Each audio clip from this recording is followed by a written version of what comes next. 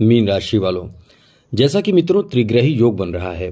ये जब योग बनता है तो ये योग जरूरी नहीं है कि त्रिग्रही योग का मतलब एक ही होता है। त्रिग्रही योग जब तीन ग्रह एक साथ होते हैं तब बनता है। अभी ये तीन ग्रह देखिए, सबसे बड़ी बात है कि ये तीन ग्रह कौन है। ये हैं शुक्र, शनि और चंद्रमा। अब आप समझिए कि चंद्रमा और शनि एक साथ मिलते हैं तो नेगेटिव प्रभाव पड़ता है।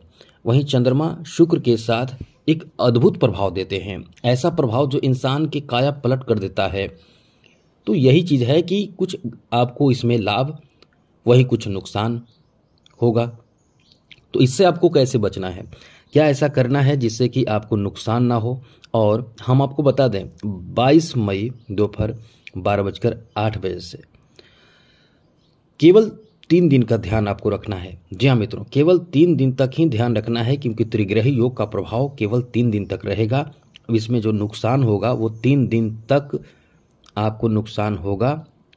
अब 3 दिन कौन कौन, 22, 23 और 24 बस, क्योंकि 12 बजे के बाद आपको ऐसी स्थिति देखने को मिल सकता है, यानी 22 मई को शाम से और 23 और 24 मई, उसके बाद ये त्रिग्रही योग समाप्त हो जाएंगे। तो इसमें आपको, जैसा कि हम अक्सर आपको पहले ही आगाह कर देते हैं, बता देते हैं, समझा देते हैं, तो अभी हम आपको यही समझाने और बताने आए हैं कि आपको किन बातों का ध्यान रखना है जिससे कि आपको नुकसान ना हो।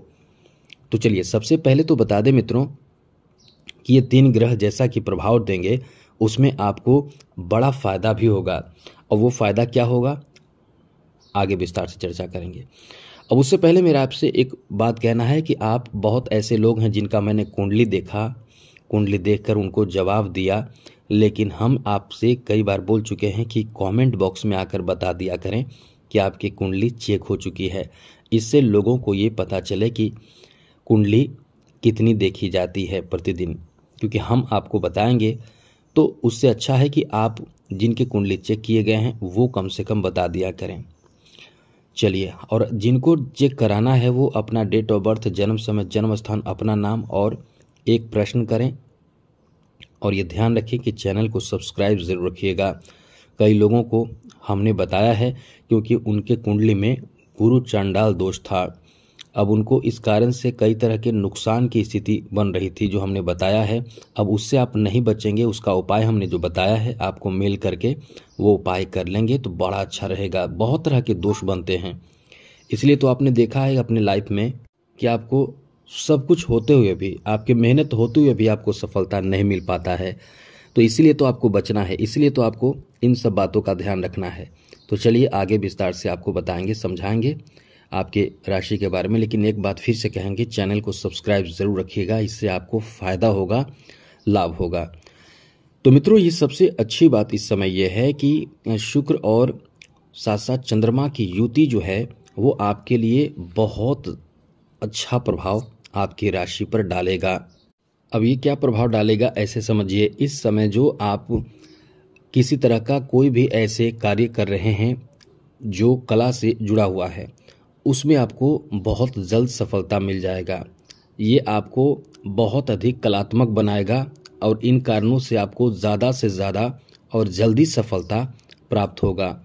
यानी कला क्षेत्र से जुड़े लोगों के लिए बहुत अच्छा है। साथ ही साथ जो ब्यूटिशियन हैं, जो ब्यूटी पार्लर का काम करते हैं, उनके लिए भी ये 3 दिन बहुत ख़ास रहने वाला है, ज़्यादा अच्छा रहने वाला है।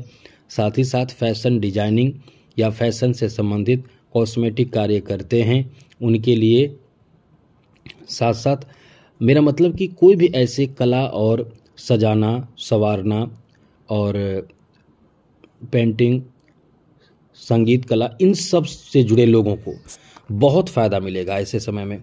अब इसलिए ये आपके लिए लकी टाइम कहा जा सकता है। ऐसे समय में लोग आपको यूज़ कर सकते हैं।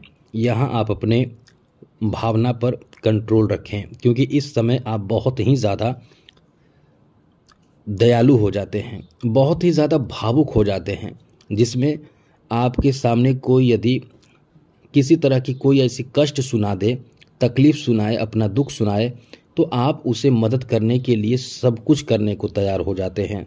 अब ऐसे में आपको इससे नुकसान भी होता है, इसलिए ध्यान रखिएगा, बहुत ज़्यादा भावुक, बहुत ज़्यादा इमोशनल होने से खुद को बचाना होगा। ऐसे समय में आपके तरफ लोग बहुत आकर्षित होते हैं, आपसे प्रेम यानी प्रेम प्रसंग की शुरुआत हो जाती है और बहुत ही ज़्यादा आपकी तरफ लोग आकर्षित होते हैं, यहाँ तक कि आप में भी आकर्षण शक्ति बढ़ जाती है। इसलिए ये समय आपके लिए नकारात्मक भी कह सकते हैं, सकारात्मक भी कह सकते हैं, ये आप पर डिपेंड करता है। क्योंकि कुछ लोग ऐसे होते हैं जो आकर्षण के कारण परेशान भी होते हैं, किसी दूसरे की तरफ आकर्षित होकर परेशान हो जाते हैं। तो यहाँ आपको खुद पे नियंत्रण रखना होगा। यहाँ प्रेम संबंध की शुरुआत होने की भी बहुत अधिक संभावना बन रही है। साथ ही साथ मित्रों, दोनों ग्रहों की जो दृष्टि सप्तम भाव पर रहेंगी तो आप अपने बिजनेस, व्यापार, बाजार, ये जो भी आपका काम होगा वहाँ आप बहुत ही सफल होंगे। वहाँ समझ लें कि आपका काम बहुत ही सही तरीके से आप करना चाहेंगे और वहाँ सफलता भी आपको भरपूर मिलेगा। काम करने में मन भी लगेगा, लोगों का सपोर्ट भी आपको इस समय प्राप्त होगा। इसलिए ये अपने आप में बहुत ही ज़्यादा और बेहतर लाभ देने वाला समय कहा जाता है, क्योंकि इस समय आपको रिश्तों में भी सुधार करने का मौका देता है। ये आपके प्रेम संबंध आदि की जो भी रिश्ते हैं उनमें सुधार का मौका देता है। जिनकी शादी नहीं हो रही है, खास करके पुरुषों की बात कर रहे हैं, जो मीन राशि के पुरुष हैं, उनकी शादी बहुत जल्द हो जाती है।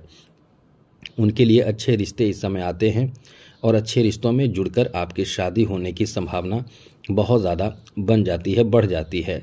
और साथ ही साथ इस समय आपको मौज मस्ती एंजॉय करने का बहुत अच्छा अवसर प्राप्त होता है।